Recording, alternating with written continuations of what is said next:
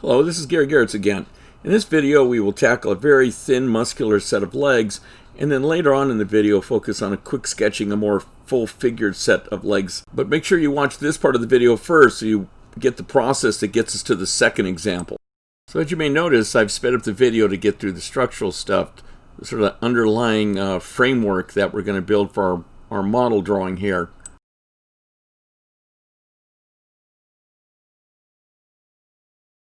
What I'm doing at this point is hitting all the skeletal pivot points, all those structural parts where I'm going to be attaching the muscle and the form to later. And I brought these two little inserts here so you can see what the skeleton looks like and the model simultaneously.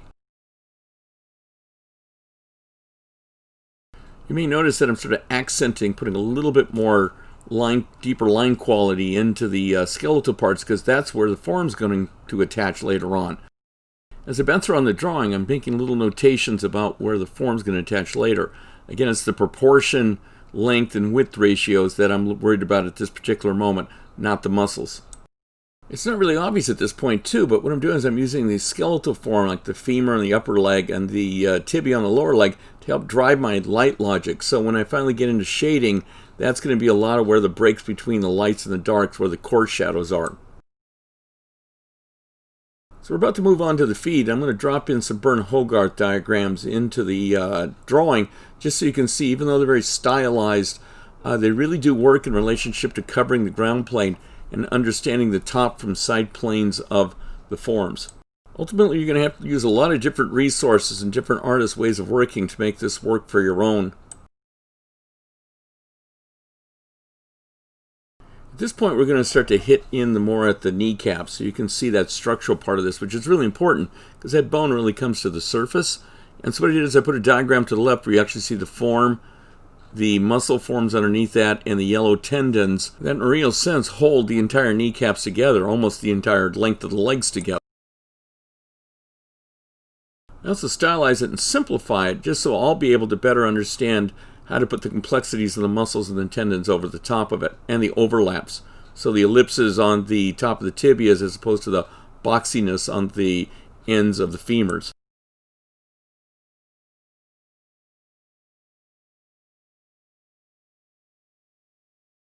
Right now I'm adding little idiosyncrasies, little sort of speed bumps along the ends and the lengths of the kneecaps and the legs.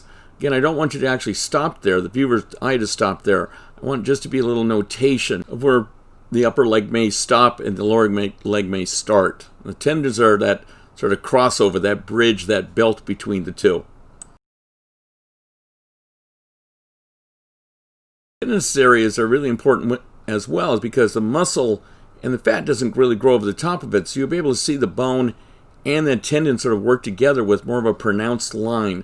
Also pronounced sharper tones and value changes.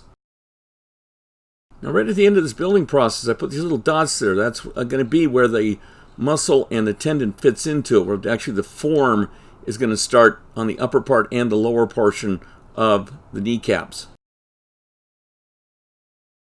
Now I'm back up into the whole figure again, and now I'm setting up the idea of the proportion. So you see me go into the middle of the pelvis, the iliac crest, which is the top that I'm working on right now, the trochanter, which is the top of the femur. So part of that process at this point is now just looking at the proportions. You can see the little axis lines across there, just kind of make sure that both sides work together, making little notations about where the form's going to fit together and the length and width ratios of the upper and lower legs.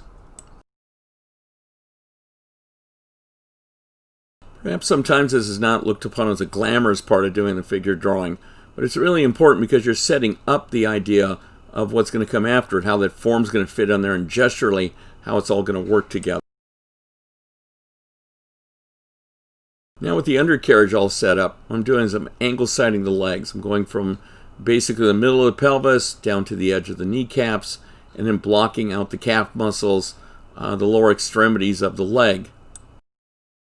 This portion reassures me and makes me understand the proportions of everything before I go launching into putting all the anatomical form over the top.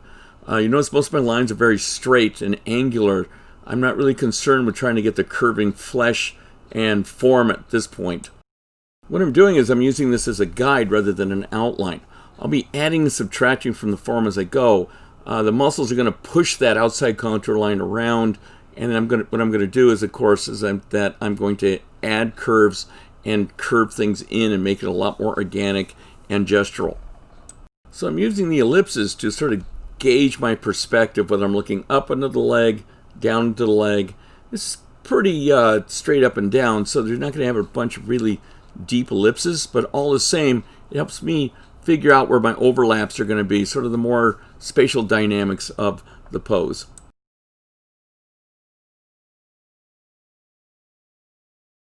So I'm using a mechanical and rather rational sort of methodology at this point, looking at the widths of the legs in the upper part in comparison to the widths of the lower portion, and then comparing that against the length of the entire form, both legs put together. So now confident that the general design is correct and solid, now I'm going to dive into starting to place the bigger muscle shapes. Right? Not so much the form, but just the shape at this moment. That big teardrop shape that I put all the way up at the top of the iliac crest, which is in the pelvis, and then down to the kneecap, is called quad muscles. It's a series of 4 muscles that sort of band together and make one of the bigger forms on the upper part of the leg. I'm using that diagram in the middle. You can see that's very much like a bodybuilder's legs. It'll be really big, and I'm taking that diagram and applying it to the drawing that I'm doing, which you're frequently going to have to do when you're using different source material. It's really important to kind of learn the muscles in 3 dimensions, like front, back, sides, and learn the general form so you're able to be a lot more looser and a lot more flexible with your approach rather than just one size fits all. You can see that the size and the width of those muscles that I'm drawing are much thinner than the diagram. Those other forms that I'm putting on the inside of the legs are called the adductors. And what they do is they complement the quad muscles on the upper part and fit in between them. So that's going to be a really important part of this, is that as you do it, you just don't outline them, that you make sure that it's spatial, that one series of muscle groupings overlaps another. To me, it's really important that you plan out where all these forms are fitting together before you go in and do what I'm doing now, is now accenting the inside corners, bringing more of the fleshiness out of it, putting the tendons in a sense, bring a lot more sort of the human quality to it, the model's quality. In relation to the overall design, what I'm doing is I'm going to the outside of the contour and then moving to the inside of the form so they both communicate together. Again, as I said before, I don't want this to become flat with a solid outside contour line. I'm actually adding the inside anatomical information to help sort of pump up the design a little bit. For the purposes of this video, one thing you are noticing is that I'm being a lot more slower and more perfectionist when it comes to putting in these forms. Again, I'll be taking this in the second drawing and drawing it in a very sort of quick sketch way. But right now what I'm doing is I'm showing you the cause and effect and why it is going to help your drawing in the long run rather than just looking like little details.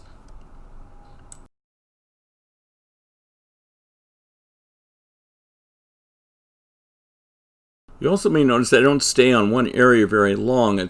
I'm going up and down and around the leg just to make sure that, again, the design is really cohesive rather than getting stuck on one little certain point. Perhaps later in the drawing you'll find a series of focal points or a line of narrative that runs down the entire form. But at this point, what I'm trying to do in this drawing is just show you how everything's basically fitting together.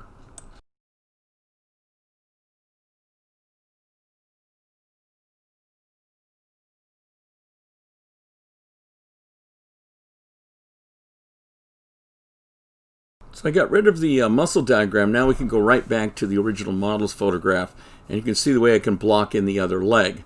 And it's really important when you put the muscles in, at least for me, is that you gesture them in. You use sort of the liveliness of them rather than slow and methodical. You move very quickly, and you see the way that perhaps they'll attach to one area and come down and strap onto another one, and the way those forms wrap around corners and how they attach to the bony sections.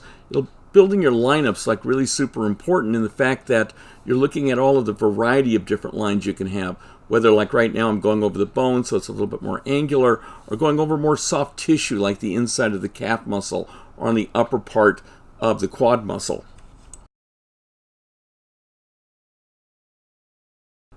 Now's the time for less describing and a little bit more time for sketching.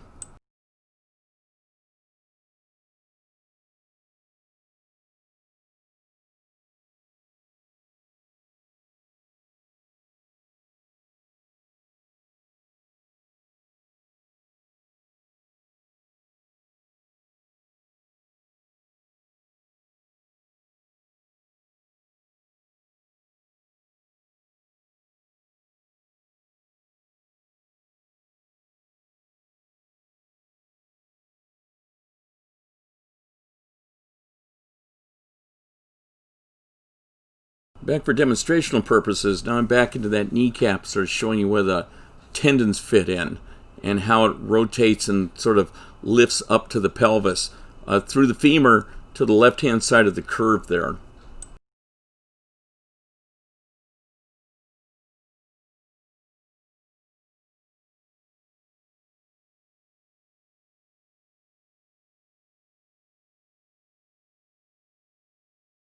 Now that does have a little bit more of a linear feeling to it, and as you may be able to notice that what I'm doing right now is I'm going over the top of that femur and building up more of a rounded, multi-layered linear approach to getting that, using that core shadow to sort of drive the differences between the light and dark areas. But okay, let's draw some more.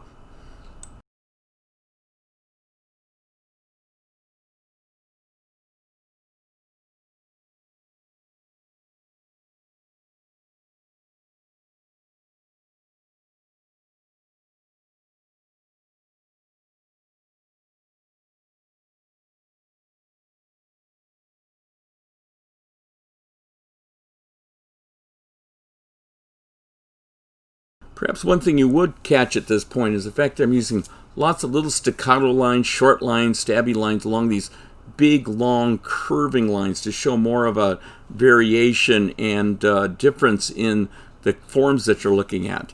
I'm really having a tendency to use straight lines and curved lines, short lines, rounded lines, sort of stabby lines.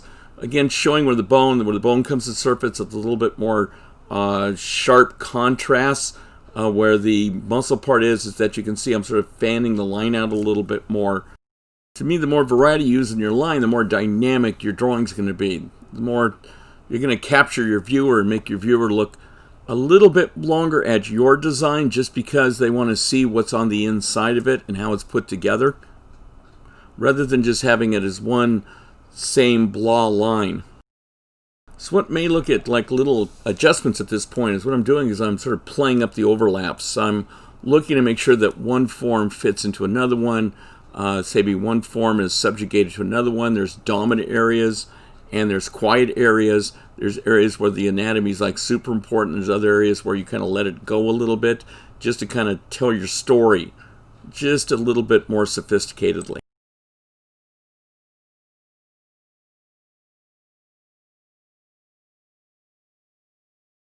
And so these little arrows I'm putting in are basically showing where the major overlaps are at first. So it's like where the tendons come in, where the bone hits a certain area, where the patella on the inside overlaps, where the inside of the quad muscles, that more rounded area, comes over and fits over the top of the square, the box of the kneecap. There's the trochanter there up by the hip. This is where the adductors come in. So there's all these like real subtle things that, again, you're using the outside in the inside of the line of the forms to help you move in and out of your drawing, again, so the viewer becomes more interested in what you put together.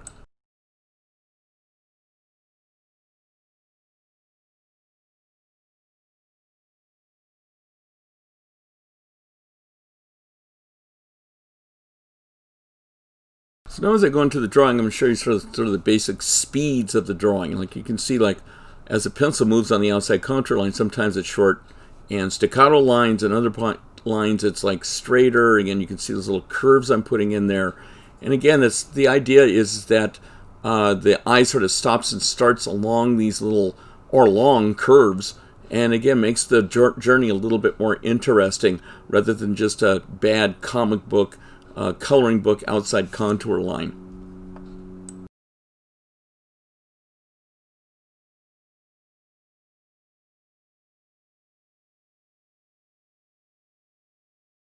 As we come to the completion of this drawing and getting ready to set it for the next one, before I edit out all the arrows, just make a comparison between your reference and the drawing and see the way that it flows and the way the forms fit together over the top of one another. Also check out the line quality and the values in relationship to the anatomy and how the core shadows flow over the top of those soft and sharp edges. So now we're moving on to our second quick sketch drawing. And the colors I'm using is the blue is basically, I did this a little bit ahead of time, and that's the structure part. That's the skeletal understructure. The red I'm putting in is more the basic form. The proportions, you can see me blocking in the general shapes and getting the proportions right, getting the placement of it right, making sure that one side fits the other side, even if it's foreshortened. Again, making sure the design is solid before I start moving into that organic form. This drawing would be similar to a 10-minute long pose in a drawing workshop. I've sped it up to about 5 minutes just for time's sake.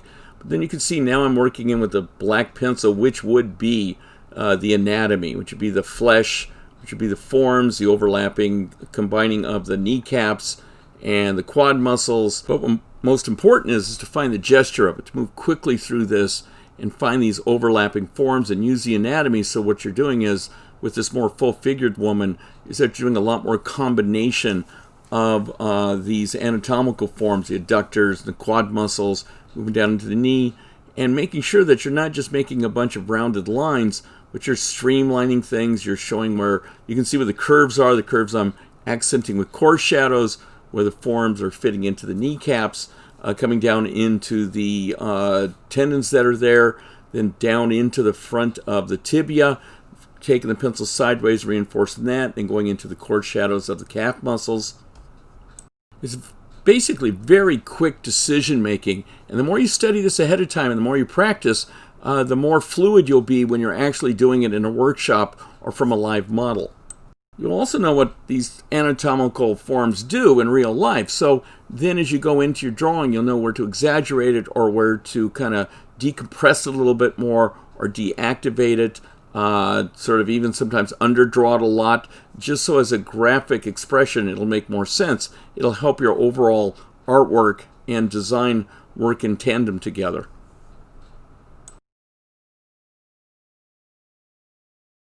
It's really important that you just keep moving constantly through your drawing. You can stop and accent little areas, but make sure that as you put your whole drawing together, that one area doesn't stick out like a sore thumb, that everything connects together visually and has a really good visual flow to it. Let's jump on this and draw on this some more.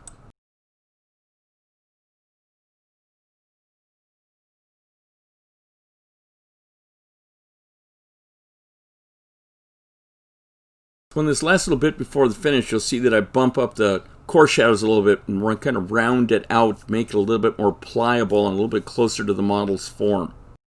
As we close this drawing out with one last look at the model, I'd like to thank you again for looking through my videos here, and I'm just going to add a few of my own workshop drawings. These are 2-minute long drawings, 5s and 10s throughout this, so you get an idea how to use the theory in a sense with the practice and drawing on the fly. Thanks again. Thank you very much. See you later. Bye.